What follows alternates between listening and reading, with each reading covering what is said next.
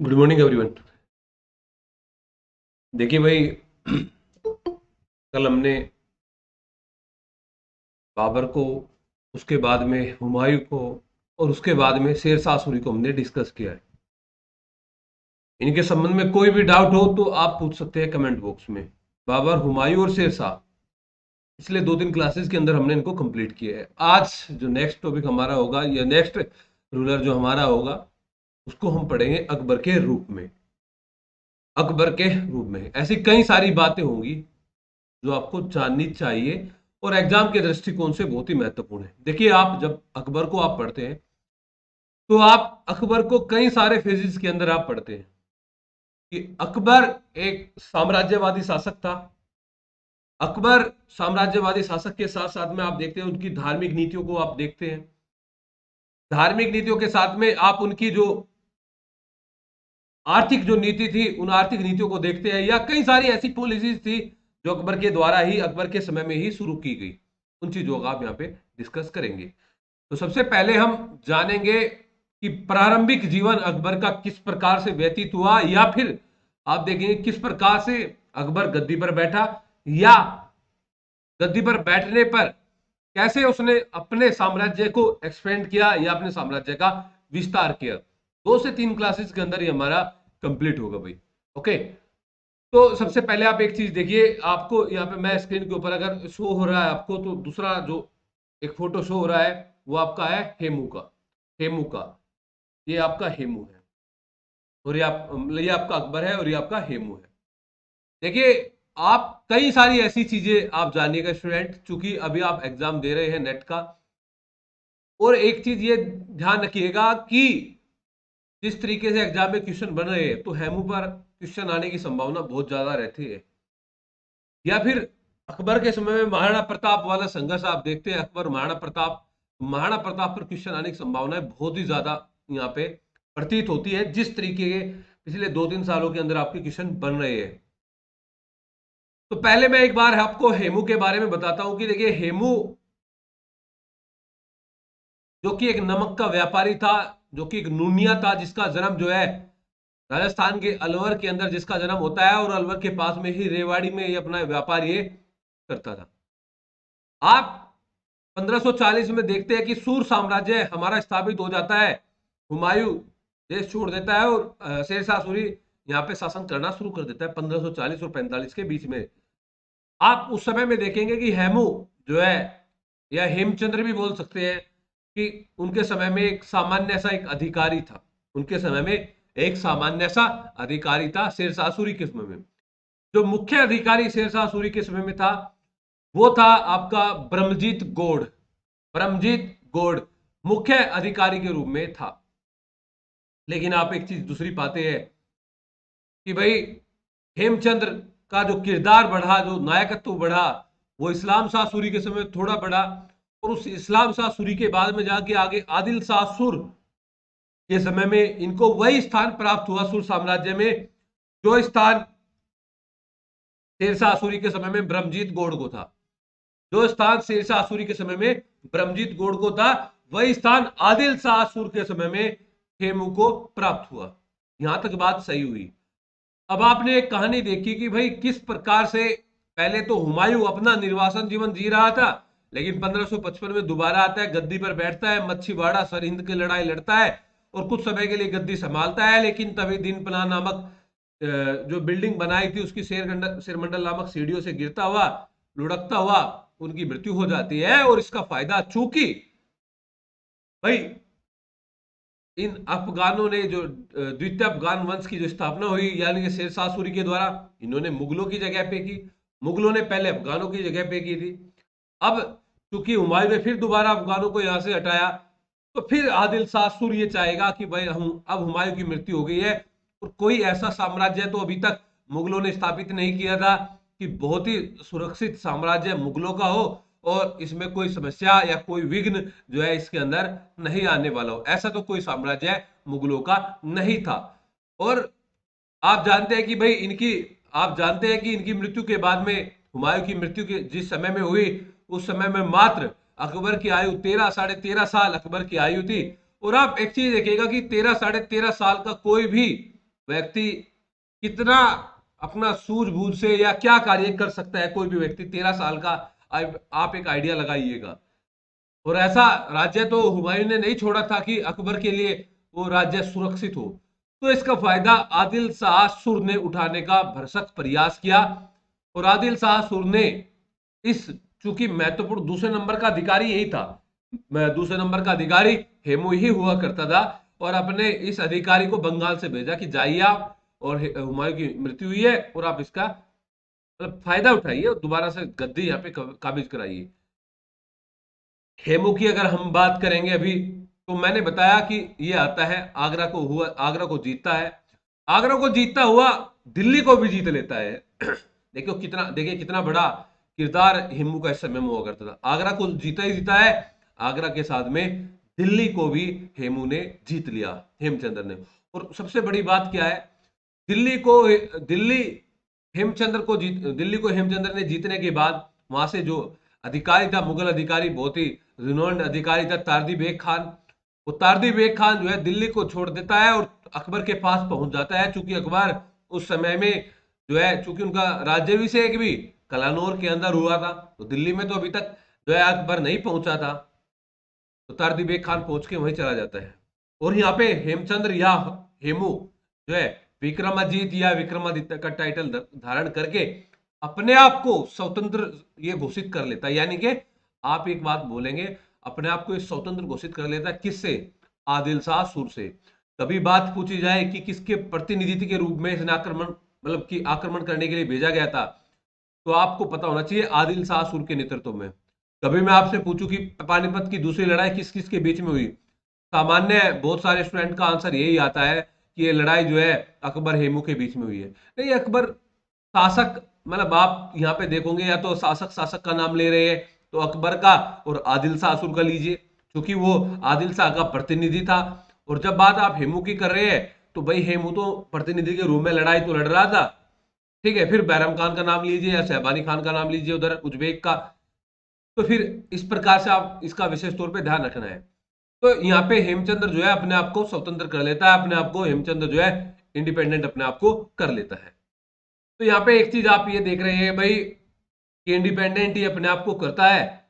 और कई सारे स्टूडेंट के माइंड में आया होगा कि ये तो धोखेबाज था, ये तो गद्दारी की आदिल शाह के साथ में, भेजा उसने था, उसके उसने महत्वपूर्ण पद इसको दिया और इसने गद्दारी कर दी, बढ़िया हुआ गद्दार के साथ में मारा गया।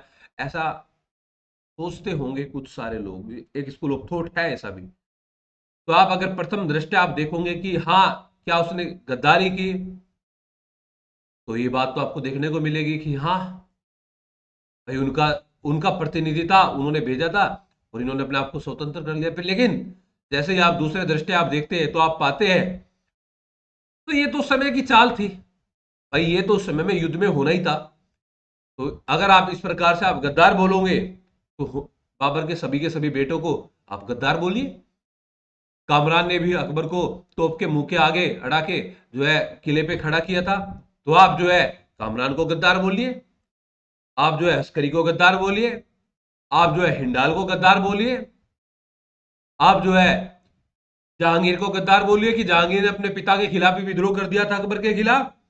आप जो है खुसरो खुसरो ने पूरा षड्यंत्र रचा। आप बताइए अगर खुसरो खुसरो खान जो कि अर्जुन देव की शरण में गए थे, अगर वो अपने षड्यंत्र में कामयाब हो पाते तो क्या वो जहांगीर को जिंदा छोड़ देते? अगर वो अपने कामयाब में वो अपने षड्यंत्र में वो कामयाब हो पाते खुसरो, क्या वो जहांगीर को जिंदा छोड़ देते? तो नहीं छोड़ देते। इस प्रकार की क्या गदर, ये तो चाल है, ये तो चाल है। आप जब औरंगजेब को देखेंगे कि औरंगजेब की शाहजहां के प्रति पॉलिसी को आप देखेंगे तो वो तो नीति थी, उपहार औरंगजेब ने शाहजहां को दिया था और उपहार के रूप में क्या दिया था? शाहजहां के बड़े बेटे दारा सिक्कों का कटा हुआ सिर थाल में सजा के शाहजहां के सामने जो है औरंगजेब लेके आया था। तो क्या था वो? क्या ये धोखेबाजी या गदा नहीं थी? वो ये इन्होंने गद्दारी नहीं की थी? तो आप ये बोलोगे ये गद्दारी नहीं थी। भाई जिसका जहां मौका मिल रहा है वो उसको अपने आप को सेट उसको कर रहा है। तो तारदी बेग खान दिल्ली से फरार होता है और दिल्ली से फरार होकर तारदी बेग खान ये पहुंचता है अकबर के पास में। उस समय अकबर, जब ये अकबर के पास में पहुंचता है तारदी बेग खान, उस समय अकबर जो है कहाँ गया हुआ था? उस समय अकबर गए हुए थे आपके शिकार करने। उस समय अकबर गया हुआ था शिकार करने। और अकबर शिकार करने गया हुआ था तो आप यहां पे पाओगे कि उस समय बैरम खान था। और बैरम खान ने क्या किया? अकबर के आने से पहले ही तारदी बेग खान की हत्या कर दी। बैरम खान ने क्या किया कि अकबर के आने से पहले ही तारदी बेग खान की हत्या कर दी। तो तारदी बेग खान की हत्या कर दी। जब अकबर आया, अकबर ने पूछा, देखिए पहली बात तो ये था कि अकबर एक 13 साल का बच्चा था। तो उसने इसने बैरम खान ने उनको बोला कि बात ऐसी है साहब, अगर हमारा ऐसा ही रहा कि भाई कोई भी हम पे अटैक करेगा और हमारे वहां से कोई ये किलेदार है या सूबेदार है, ये अधिकारी है, और ये छोड़ छोड़ के ये भागने लगेंगे, तो क्या छवि हमारी बनेगी? तो क्या छवि हमारी बनेगी? ठीक है, चलो जैसा कर दिया भाई। बैरम खान पहले इनके पिता हुमायूं के दरबार में थे और बैरम खान अब अकबर के दरबार में थे। ठीक है, मान लिया अकबर ने ये बात कि ठीक है जो किया बैरम खान ने। हालांकि वो अपने व्यक्तिगत कुछ कारण भी हो सकते अपने कुछ व्यक्तिगत कारण भी हो सकते हैं कि बैरम खान ने तारदी बेग खान की हत्या की हो। वो व्यक्तिगत कुछ कारण भी थे। अब मैदान चुनते हैं पानीपत का। पहले भी मैंने बताया कि इससे 30 साल पहले की अगर आप बात करेंगे, 1526 में भी मैदान पानीपत का ही चुना गया था। लेकिन 1526 में और 1556 में आप कई सारी घटनाओं को आप देखेंगे तो चेंज आपको घटनाओं में मिलेगा। चेंज क्या मिलेगा कि 1526 में जब बाबर ने अटैक भारत पर किया था तो बाबर ने तुलुगमा पत्ती का प्रयोग किया था। और सामने वाले शासक यानी कि इब्राहिम लोदी के पास में तुलुगमा नीति नहीं थी, तुलुगमा पत्ती नहीं थी। लेकिन यहाँ पे ऐसा नहीं है। यहाँ पे अगर अकबर के पास में तुलुगमा पत्ती है, तो हेमू के पास में भी ये नीति है, ये पत्ती है। ये अच्छे तरीके से जान चुके। आपने देखा था कि शेरशाह तोपों का भरसक प्रयोग शेरशाह सूरी करता था। रुक्का नामक तोप से फटने से ही उनकी मृत्यु हुई थी। फिर दूसरी बात आप बोलोगे कि भाई वहां पर भाई उनकी बड़ी सेना थी, तो यहाँ पर भी बड़ी सेना थी, हेमू की भी बड़ी सेना थी। ये मुगलों के अपोजिशन में आप देखेंगे कि इनकी भी बहुत बड़ी सेना हुआ करती थी। लेकिन आप यहाँ पे शासक को देखेंगे कि हेमचंद्र ने अभी तक 22 लड़ाइयां लड़ी और 22 लड़ाइयों में किसी भी लड़ाई में अभी तक पराजित हेमचंद्र नहीं हुआ था। तो कहानी कुछ इस प्रकार थी। तो आप जब 1556 की जब लड़ाई देखते हैं, पानीपत की लड़ाई, आपके दिमाग में आता होगा कि क्या ये लड़ाई अकबर ने सामने आकर लड़ी थी? क्या ये लड़ाई अकबर ने अपनी सेना में मतलब डट कर लड़ा था? तो आप बोलोगे नहीं। क्या बैरम खान उस समय में डट कर लड़ रहा था सामने आके? तो आप बोलोगे नहीं, बैरम खान भी नहीं लड़ रहा था। बैरम खान ने अकबर को साइड लाइन किया हुआ था, बोला हुआ था देखिए बात ऐसी है। अगर हम देखिए बात ऐसी है, आपके माध्यम से तो हम युद्ध नहीं जीतेंगे कि आप वहां पे अगर हमारा नेतृत्व करेंगे, या क्योंकि बच्चा है अभी ज्यादा अनुभव भी नहीं है, और आप नेतृत्व करेंगे तभी हम जीतेंगे, ऐसा तो नहीं है। अगर ऐसा हो गया और आप नेतृत्व कर रहे हैं और आप वहां पे मारे जाते हैं, तो इस डायनेस्टी का तो समूल विनाश समूल नाश ही हमारा हो जाएगा। इस डायनेस्टी का तो समूल नाश समूल विनाश ही हमारा हो जाएगा। तो क्या फिर हम क्या कर सकते हैं? युद्ध तो और भी जीत लेंगे। तो उसने वही हुमायूं वाली नीति को अपनाया कि भाई देखिए हुमायूं क्या हुआ था, हुमायूं कन्नौज के युद्ध में, बिलग्राम के युद्ध में हारने के बाद में वो फरार हुआ, और फरार होने के बाद में दोबारा से 15 साल बाद उसको मौका मिला, दोबारा से वो आया। तो बैरम खान ने बोला कि अगर ऐसा होता दिखा तो हम यहाँ से निकल जाएंगे, फरार हो जाएंगे। ये बात आई सामने। तो और इधर ऐसा नहीं है कि बैरम खान कुशल योद्धा नहीं था, या बैरम खान कुशल कूटनीतिक या कुशल राजनीतिज्ञ नहीं था। बैरम खान कुशल कूटनीतिज्ञ भी था, बैरम खान कुशल राजनीतिज्ञ भी था। लेकिन यहाँ पे आप हेमचंद्र के बारे में देखेंगे, हेमचंद्र ने अपनी सेना का आगे मतलब लीड अपनी सेना को किया, और ना कोई कवच ना कोई सुरक्षा अपने साथ उसने रखी। और मतलब चूंकि बहुत ही ज्यादा मतलब ये था ना कि 22 लड़ाइयां अभी तक हेमू ने जीत ली थी। और 22 लड़ाइयां जीतने के बाद में अब एक विचार बना हुआ था कि कोई प्रॉब्लम नहीं आएगी। मतलब कहने मतलब है कि बहुत ही ज्यादा भावनात्मक रूप से ये लड़ाई लड़ रहा था हेमू के बारे में जब आप इसको देखोगे। लेकिन पाते क्या है, लड़ाई डटकर लड़ता है। देखिए जब अबुल फजल और बदायूनी लिखते हैं, वैसे तो अबुल फजल बदायूनी हेमू के बारे में कुछ अच्छी बात नहीं लिखेंगे क्योंकि वो अकबर के दरबार में थे। लेकिन वो भी बाध्य होते हैं इस बात पर लिखने के लिए कि डटकर सामना किया है हेमू ने, और ये लड़ाई बहुत ही महत्वपूर्ण लड़ाई थी। और फाइनली क्या होता है कि इस लड़ाई के अंदर जो है उनकी आंख में एक तीर लग जाता है, हेमू की आंख में एक तीर लग जाता है, और तीर लगने पर वो घायल हो जाता है। और उस समय में आप एक चीज देखेंगे, आपके पास में कितनी भी शक्तिशाली सेना है, अगर आपके शासक, आपका सम्राट, आपका राजा मारा जाता है या मूर्छित हो जाता है, तो वो सेना किसी भी काम की नहीं होती थी। वो सेना एक प्रकार से निढाल हो जाती थी। वो सेना एक प्रकार से निढाल हो जाती थी, तो वो किसी भी काम की वो सेना नहीं रहती थी। ये चीज आप यहाँ पे जानते हैं भाई। बात समझ में आई आप लोगों के? तो जैसे ही निढाल हो जाता है, मारा नहीं था, मूर्छित ही हुआ था, मूर्छित हुआ था, तो सेना तितर बितर हुई। इनको कैद करके लाया जाता है, गिरफ्तार करके लाया जाता है अकबर के सामने। अब आता है अकबर के सामने, यहाँ पर भी दो स्कूल ऑफ थॉट है। यहाँ पे बताया जाता है कि अकबर को बोला जाता है कि जंजीरों में झगड़ा हुआ था हेमू, कि आप इसकी हत्या कर दीजिए, आप इसकी हत्या कर दीजिए। अकबर ने बोला कि भाई देखिए, ये तो पहले से ही मरा हुआ है, भाई पहले से ही मरा हुआ है, पहले से ही झगड़ा हुआ है, तो मैं इसकी क्या हत्या करूं? एक थोट तो ये बोलता है, दूसरा थोट ये बोलता है कि नहीं, अकबर को तलवार दी गई। आपको दिखाया भी गया होगा ना, कहीं मूवी वगैरह नाटक वगैरह में देखा भी होगा कि अकबर को तलवार दी गई, अकबर ने तलवार से उसकी हत्या कर दी। ऐसा भी देखा होगा ना आपने, है ना? लेकिन जो भी है, इस ये तो प्रॉपर तरीके से इसकी जानकारी नहीं मिलती, लेकिन जैसे भी है, हाँ ये बात है, तो इतिहासकारों ने लिखा है कि अगर अकबर उस समय में मैच्योर होता, या अकबर उस समय में काफी समय उसकी गद्दी पर मतलब बैठे हुए होता, और उस समय में हेमचंद्र के साथ में ये लड़ाई अकबर की होती, तो शायद अकबर उसके साथ में ये बर्ताव नहीं करता, अकबर उसके साथ में ये बर्ताव नहीं करता। आप एक चीज जानते हैं ना, कि अकबर के समकालीन जो भी मतलब सम्राट शक्तिशाली हुआ करते थे, जो भी ताकतवर हुआ करते थे शासक, अकबर उनके साथ में दोस्ती करना चाहता था ना। आपने अक्सर देखिएगा कि जो भी मतलब बाध्यता अपनी स्वीकार करा के उनके साथ में मेल मिलाप की नीति अकबर करना चाहता था। हत्या करना, हत्या करना वो नहीं चाहता था। ठीक है। आप एक बार एक चीज देखिएगा कि एक बार एक घटना थी, जब महाराणा प्रताप के मारे जाने की सूचना अकबर को मिली 1595 में, और एक चारण ने ये सूचना दी, तो ये बताया जाता है कि अकबर की आंखें जो है नम हो गई थी। महाराणा प्रताप तो सबसे बड़ा प्रतिद्वंदी था अकबर का, महाराणा प्रताप तो सबसे बड़ा प्रतिद्वंदी था ना अकबर का, और ये बताया जाता है कि अकबर की आंखें यहाँ पे नम हो गई थी। क्या है ये?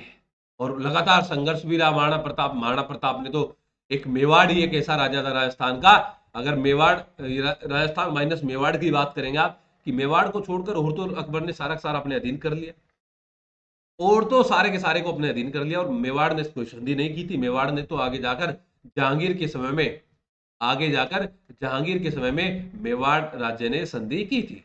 जानते हैं आप ये बात या नहीं जानते? जानते हैं ना? आगे जाकर मेवाड़ ने संधि की थी। तो आप यहाँ पे एक चीज ये देख रहे हैं कि भाई अकबर अगर उस समय मैच्योर अवस्था के अंदर होता तो शायद हत्या ना करता।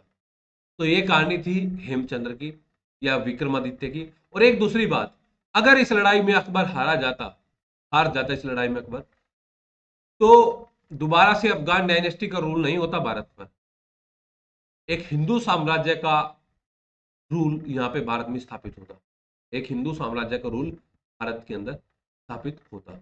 ये बात तो आपकी समझ में आ जानी चाहिए। तो इस प्रकार आप देखिएगा कि अकबर जो है 13.5-14 साल का इस समय में हो गया है, और 13.5-14 साल की आयु में अकबर गद्दी पर अपना राज्याभिषेक करके बैठ जाता है। और 1556 में जब अकबर गद्दी पर बैठता है, तो मैंने बताया कि कई सारे फेजेज देखते हैं आप इसके, एक साम्राज्यवादी फेज है, एक आपका दूसरा फेज जो है आर्थिक है, तीसरा राजनीतिक धार्मिक है, चौथा राजनीतिक है, अलग अलग फेज देखते हैं। तो साम्राज्यवादी फेज में आप क्या देखते हैं कि जैसे ही अकबर ने पानीपत की लड़ाई जीती, तो अकबर के एरिया के अंदर आप देखेंगे कि उत्तर पश्चिमी सीमा प्रांत से लेकर हरियाणा यूपी वाला एरिया तो अकबर के अधीन आ गया है, लेकिन पूरा का पूरा राजस्थान अभी अकबर से बाहर है, पूरा का पूरा गुजरात अभी अकबर से बाहर है। अभी तक उड़ीसा किसी भी मुगल साम्राज्य ने आधिपत्य उड़ीसा पर नहीं जमाया है। या फिर बिहार बंगाल जो है अकबर के साम्राज्य से बाहर है अभी। तो धीरे धीरे करके पहले तो पानीपत की लड़ाई के बाद तो सिर्फ जो है पानीपत या यूपी तक का एरिया ही अकबर के समय में आएगा, मतलब अकबर इसके अधीन जीत लेता है।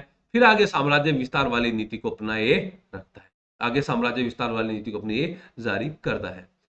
देखिए अकबर की साम्राज्यवादी विस्तारवादी नीति के बारे में अगर जब आप देखते हैं तो आप एक चीज पाते हैं कि इनकी पॉलिसी अलग अलग थी। भाई इनकी पॉलिसी राजपूतों के खिलाफ अलग थी, इनकी पॉलिसी जो है डेक्कन यानी कि दक्षिण राज्यों के प्रति अलग पॉलिसी थी, उत्तर पश्चिमी सीमा प्रांत के प्रति इनकी अपनी अलग पॉलिसी थी। तो आप बोलोगे क्या पॉलिसी थी? आप बोलोगे कि कहां पर साम्राज्य विस्तार करना चाहता था अकबर, उत्तर पश्चिमी सीमा प्रांत में करना चाहता था या दक्षिण भारत में करना चाहता था? देखिए अकबर उस नीति को अपनी त्याग चुका था कि भाई हाँ हमारे पूर्वज कभी जो है उज्बेकिस्तान से या वहां से मध्य एशिया से हमारे पूर्वज थे, तो मैं वहां पे जाऊंगा और मैं उसको अपने अधीन करूंगा। नहीं, अकबर ये नीति अकबर नहीं चाहता था, ये नीति अकबर यहाँ पे नहीं चाहता था, क्योंकि बहुत ही प्रैक्टिकल व्यक्ति था।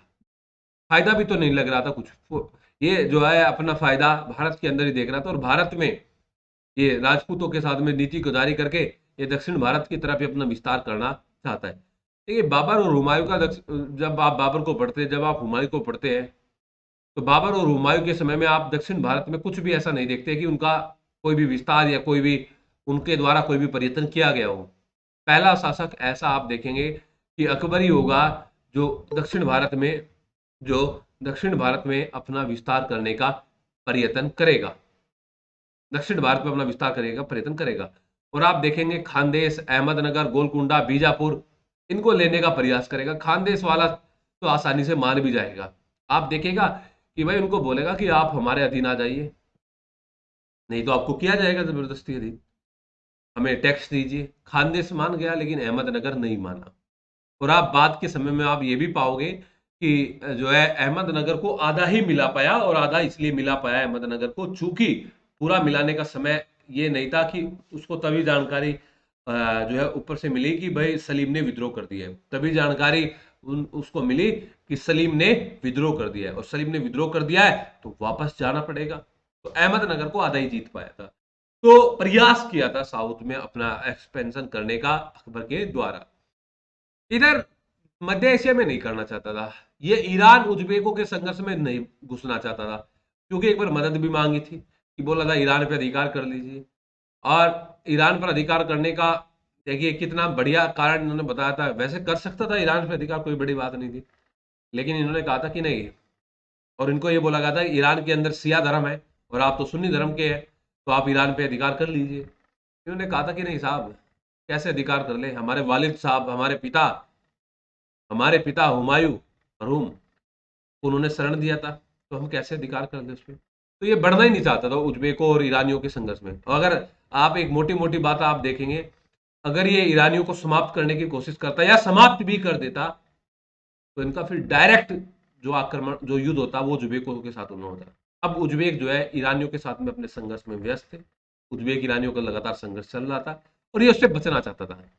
और इन्होंने अपनी नीति को भी इस प्रकार से गढ़ा था कि 15 साल तक जो है अपने आप को इन्होंने दिल्ली से दूर रखा। और ये 15 साल तक कहाँ रहे? लाहौर रहे ना। इन्होंने कुछ समय तक अपनी अपनी राजधानी को कहाँ पे बना के रखा? लाहौर के अंदर बना के रखा ना। बताइए।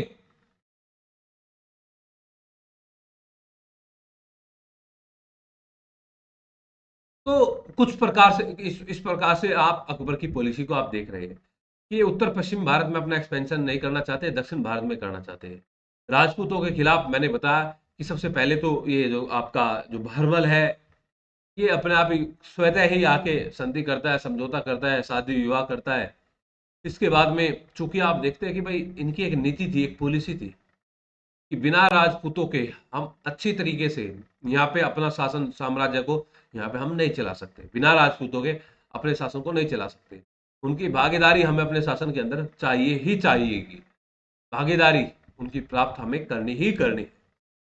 उसके पीछे का कारण बताया है कि भाई अक्सर क्योंकि आपने देखा कि दिल्ली सल्तनत की नीति राजपूतों के खिलाफ जो है वो अलग थी, वो जीतते थे, मिलाते थे, फिर दोबारा जीतने का प्रयास करते थे, फिर वो स्वतंत्र हो जाते थे, फिर जीतने का प्रयास करते थे। तो यहाँ पर तो इन्होंने दोस्ताना संबंध जो है अपना इनके साथ में रखा, दोस्ताना संबंध अपना इनके साथ में यहाँ पे रखा। और लगभग लगभग आप राजस्थान की सभी रियासतों को या राज्यों को मिलाने का प्रयास किया, छोड़कर एक मेवाड़ ने। मेवाड़ एक ऐसा राज्य था कि जो लगातार डटकर सामना किया मेवाड़ के अंदर। हालांकि कर्नल टाड कर्नल टाड जो है राजा उदय सिंह के बारे में तो कुछ अच्छे शब्द नहीं लिखता है। अपनी पुस्तक, कर्नल टाड की पुस्तक थी annals annals and antiquities of Rajasthan, annals and antiquities of Rajasthan, उसमें कर्नल टाड कुछ अच्छे शब्द नहीं लिखता है। बताया जाता है कि इसकी कायरता के बारे में लिखता है, उदय सिंह की कायरता के बारे में, उदय सिंह की कायरता के बारे में वो लिखते हैं। और ये जो महाराणा प्रताप था, ये किसका बेटा था? महाराणा प्रताप, जो राणा आप देखते हैं राणा प्रताप, ये किसका बेटा था? ये उदय सिंह का बेटा ही था, ये उदय सिंह का बेटा ही था।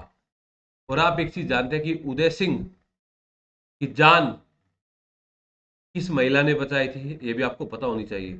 अदरवाइज उदय सिंह को बहुत ही, तब कुछ ही महीनों का बच्चा वो था, उस समय में दूध ही पी रहा था, उस समय में जो है उनकी हत्या करने का प्रयास वहां पे किया गया। तो इसकी जान बचाने वाली जो माता थी वो थी पन्ना धाय, वो थी पन्ना धाय गुजरी, जिन्होंने अपने मतलब उस समय ये देखिए कि अपने बेटे का बलिदान किया, इनकी जगह पे अपने बेटे को लिटा दिया और अपने बेटा की जान की परवाह किए बिना उन्होंने उदय सिंह को उन्होंने बचाया, जो आगे चलकर महाराणा प्रताप जैसा बेटा मतलब इनको मिला, या फिर जो है आगे चलकर एक मेवाड़ जो शान जो है, आप बोलते हैं कि भाई ये राजपूतों की जो शान है, तो उसी वही डायनेस्टी के जो रूलर है। अदरवाइज और तो सब ने कॉम्प्रोमाइज किया ही है, किसी ने कैसे, किसी ने कैसे, किसी ने छोटे उसमें, किसी ने बड़े उसमें, किसी ने विवाह करके, किसी ने जो है दोस्ताना करके, है ना। तो आप जब आप इनका साम्राज्य विस्तार आप पढ़ते हैं तो आप इनकी क्रोनोलॉजी आपको इसकी पता होनी चाहिए कि किस क्रोनोलॉजी के तहत इन्होंने, अकबर ने अपना साम्राज्य एक्सपेंशन किया था। कौन स्टूडेंट है जो इनकी प्रॉपर अकबर की एक क्रोनोलॉजी है वो बता सकता है? कौन स्टूडेंट बताएगा भाई? Raise your hand. पूर्वा।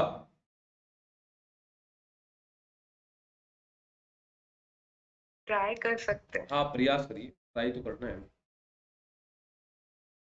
अकबर ने अपना जो साम्राज्य एक्सपेंशन किया वो किस तरीके से किया, बताइए। किस तरीके से किया मतलब कि तरीके से नहीं, सॉरी, क्रोनोलॉजी कैसे बताइए। कैसे किया, कौन मतलब किस किस को मिलाया, पहले किसको मिलाया, फिर उसके बाद में किसको मिलाया? सर सबसे पहले 1562 में मालवा, हम्म। मालवा के बाद में अ, अज के आमिर हम्म। के जो किंग रहते हैं भारमल के, वो एक्सेप्ट कर लेते हैं। हम्म। और फिर उसके बाद में एक और किंगडम होता है राजस्थान का, दो किंगडम होते हैं। हम्म। उसके बाद में गढ़ कटंगा, हम्म। गोंडवाना, रानी दुर्गावती जो रहती है 1564। हम्म। उसके बाद में मेड़ता, आई थिंक। मेड़ता तो पहले ही आ गया था, मेड़ता हाँ तो मेड़ मालवा हाँ के तुरंत बाद ही आ गया था। आमेर था, मालवा, फिर उसके बाद में आमेर और मेड़ता, फिर उसके बाद में गढ़गटंगा, फिर उसके बाद में आ, वो मालदेव मेवाड़ के साथ जहाँ। में संघर्ष कर, हाँ मेवाड़ के फिर साथ में फिर रणथंबोर, कलिंजर, है ना, हाँ रणथंबोर, कलिंजर, जोधपुर, बीकानेर, फिर गुजरात। गुजरात गुजरात विजय कब हुई थी? गुजरात दो बार, 1572, 1572 के अंदर, 1572 के अंदर। फिर आ गया और इधर अपना बिहार बंगाल की ओर जाता है, बिहार बंगाल में आप देखते हैं 1576 के आसपास में। फिर राजस्थान में दोबारा आता है 1576 में, हल्दी घाटी की लड़ाई लड़ता है राजस्थान के अंदर आके। फिर उसके बाद में आप कश्मीर के अंदर देखेंगे, फिर उसके बाद में आप कश्मीर के बाद में सिंध में देखेंगे। तो उसी समय जब ये सिंध में अटैक कर रहा होगा, कश्मीर सिंध में, उसी समय में दक्षिण भारत में भी अपना एक्सपेंशन करता है ना। तो आपसे विशेष तौर पे ये एक तो ये आपसे काबुल वाला, एक तो काबुल वाला पूछा जाएगा कि काबुल अभियान कब किया था अकबर ने। तो कब बताओगे आप काबुल अभियान कब किया था अकबर ने? तो 1581 में। काबुल अभियान कब किया था अकबर ने? 1581 में। उसके बाद में आप देखेंगे कि भाई काबुल ये अपना सिंध अभियान, ये अपना कश्मीर अभियान 1585 में। कश्मीर अभियान 1585 में, 1585 कश्मीर अभियान 1585 में। और यहाँ पे आप पाओगे कि कश्मीर अभियान के बाद में जो सिंध अभियान है 1591 में, सिंध में कंफ्यूज कर सकते हैं आपको ये, और उड़ीसा 1592 में। और जो दक्षिण भारत के जो राज्य है, ये दक्षिण भारत के राज्य जैसे कि खानदेश है, खानदेश को भी 1591 में, अहमदनगर को 95 में। और सबसे लास्ट की जो विजय थी वो कौन सी विजय थी इनकी? सबसे लास्ट की जो विजय थी वो विजय थी असीरगढ़ की विजय। वो विजय थी इनकी असीरगढ़ की विजय, असीरगढ़ की विजय। वो विजय थी इनकी असीरगढ़ की विजय, असीरगढ़ की, साउथ के अंदर। तो इस प्रकार से आप इनका जो साम्राज्य एक्सपेंशन आप देखते हैं कि भाई इन्होंने शुरुआत किया, मैंने बताया आपको शुरुआत इन्होंने अपनी किया, मालवा से इन्होंने अपना शुरुआत किया। देखिए मालवा में तत्कालीन जो शासक हुआ करते थे वो बाज बहादुर थे, तत्कालीन शासक जो हुआ करते थे वो बाज बहादुर थे। और बाज बहादुर के बारे में ऐसा बताया जाता है कि ये अपने शासन कार्यों में तो प्रॉपर तरीके से लिप्त नहीं था। इसने अपने शासन कार्यों को छोड़ के ये दूसरे जो कार्य है, जो मतलब इंद्रिय जो सुख है, उसके अंदर ये अपना जीवन व्यतीत कर रहा था, उसके अंदर ये अपना जीवन व्यतीत कर रहा था। और ये मतलब साम्राज्य अच्छी तरीके से यहाँ पे नहीं चला रहा था। तो अकबर चूंकि अब वो तो एक साम्राज्यवादी शासक था, अपने अदम खान को भेजता है। अच्छा, जब जब ये कहानी आती है अदम खान वाली, या ये कुछ नाम आते हैं हमारे, कई बार अदम खान आ गया या महामन गा आ गया या शमसुद्दीन अतगा खान आ गया या जीजी अनगा आ गया, ये कुछ नाम हमारे आते हैं। इन नामों को आपको पता होना चाहिए, इन नामों का आपको पता होना चाहिए कि ये जो नाम है ये कौन थे, कैसे थे, मतलब कौन क्या लगता था इनमें से। जैसे कि मैं अगर आपसे पूछूं इनमें से, तो अदम खान की बात आई है, तो पहले अदम खान का दूसरा भाई एक और था, अदम खान का एक भाई और था, उसका नाम क्या था? अदम खान का एक दूसरा भाई और था, उसका नाम था पीर मोहम्मद खान। अदम खान और पीर मोहम्मद खान, ये दो भाई थे। इनकी माता का नाम क्या था? इनकी माता का नाम क्या था? अदम खान और पीर मोहम्मद खान की माता का नाम क्या था? महामनगा, महामनगा। अदम खान और पीर मोहम्मद खान की माता का क्या नाम था? महामनगा, महामनगा, महामनगा। ठीक है, ये जान गए आप, महामनगा। और इस इनके दो बेटे थे। एक था आपका शमसुद्दीन अतगा खान, शमसुद्दीन अतगा खान, शमसुद्दीन अतगा खान इनका धाई पिता था, शमसुद्दीन अतगा खान इनका धाई पिता था। वहीं जीजी अनगा, जीजी अनगा, ये शमसुद्दीन अतगा खान की पत्नी थी।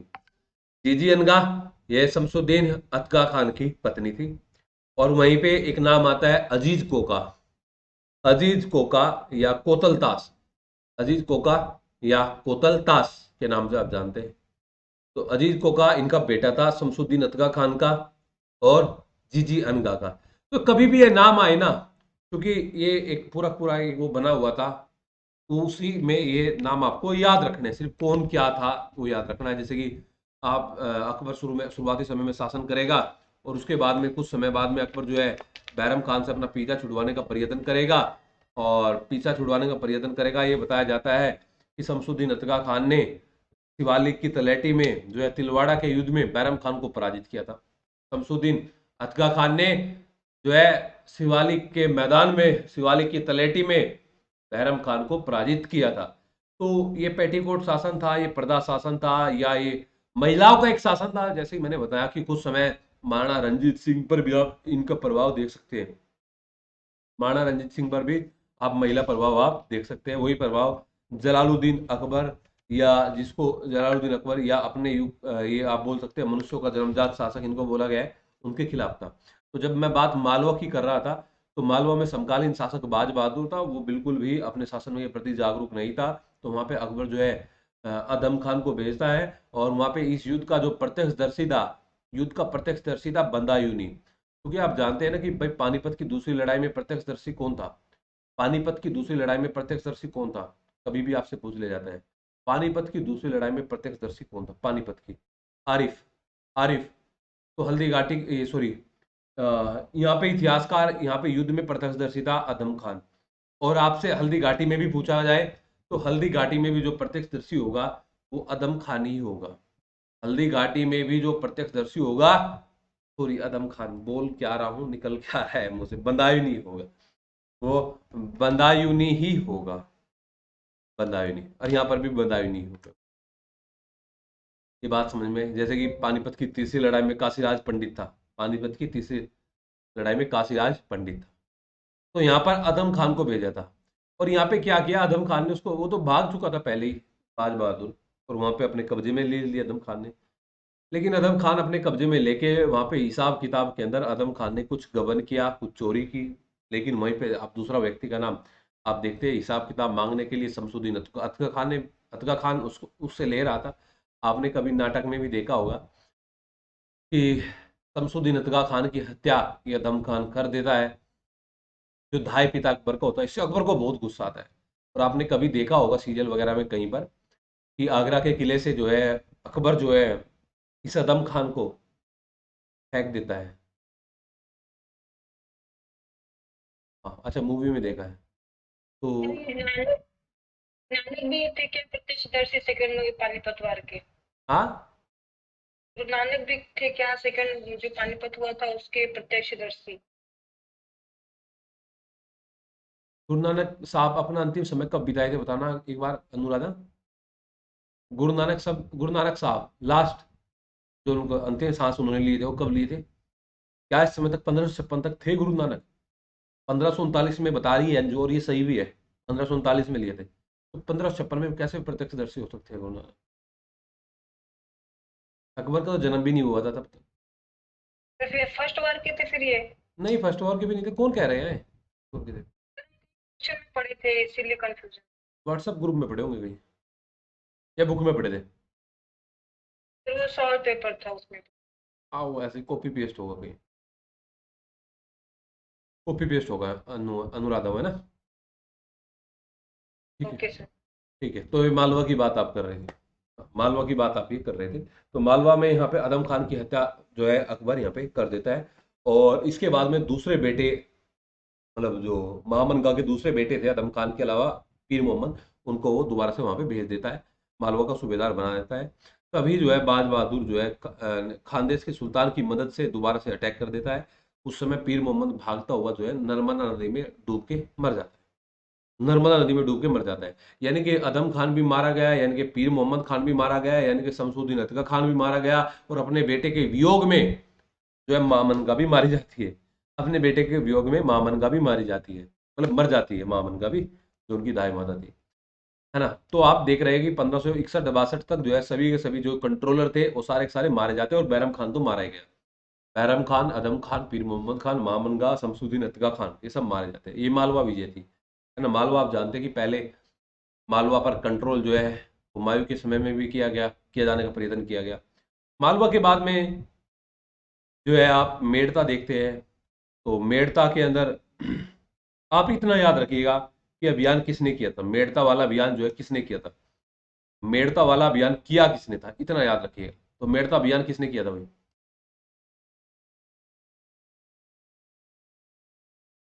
मेड़ता अभियान सरफुद्दीन ने मेड़ता अभियान किया था, सरफुद्दीन ने किसको हराया था? सरफुद्दीन ने किसको हराया था?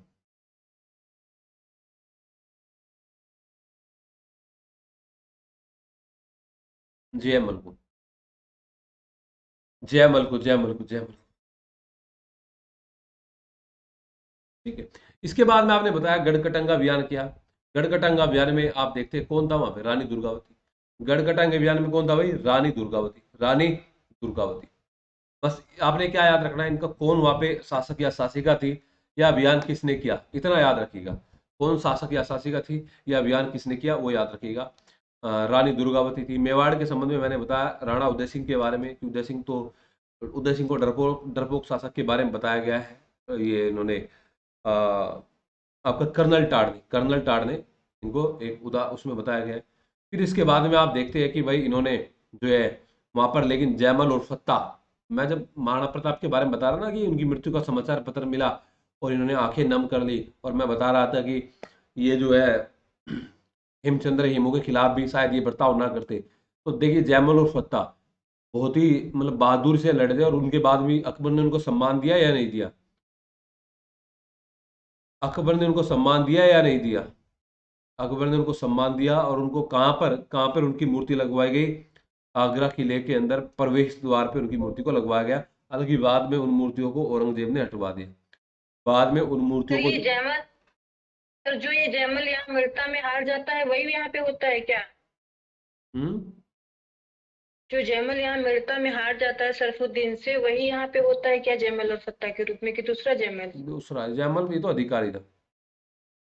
सर ये है ना मीराबाई के भतीजे हाँ, थे। मीराबाई के भतीजे थे, वो जानते। जयमल और फत्ता, ठीक है। ये इनका ये इनका अपना इनका अभियान था। उसके बाद में ये कई सारे अभियान करते हैं भाई, महाराणा प्रताप के खिलाफ भी करते हैं, या ये हल्दी घाटी के अंदर एक युद्ध होता है। लेकिन इस युद्ध को मैं अगले वाले सेशन में विस्तार से और बताऊंगा। आज इसको इतना ही रखिए भाई। सर आज ये आसफ खान कौन होता है? ये बार बार आता है। आसफ खान ये अलग है, वो शाहजहां के समय में आसफ खान को पढ़ेंगे, वो अलग है। वो सॉरी, जहांगीर के समय में। वहां पे तो जहांगीर का साला आसफ खान होता है। वहां पे नूरजहां का भाई था, वो सॉरी, वहां पे कौन था आसफ खान? नूरजहां का भाई था। का ससुर था आसफ खान। मतलब शाहजहां का ससुर था, वो नूरजहां का भाई था। पर यहाँ ये इसने जैसे बहुत सारे अभियानों में इसको भेजा है ये ना। अलग है, ये अलग है। ओके, समझ गए भाई बात को? अब हम आगे के अकबर के बारे में थोड़ा दूसरी बार दोबारा से हम इसको कंप्लीट करेंगे, और दोबारा इसको हम कंप्लीट कर भी लेंगे अकबर को। ठीक है, तो 10 बजे रख ले या कल रखे?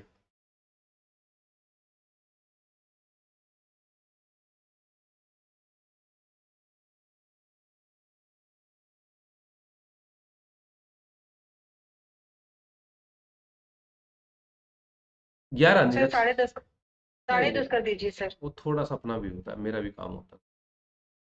ठीक है, 10 बजे रखते हैं इसको, 10 बजे कंप्लीट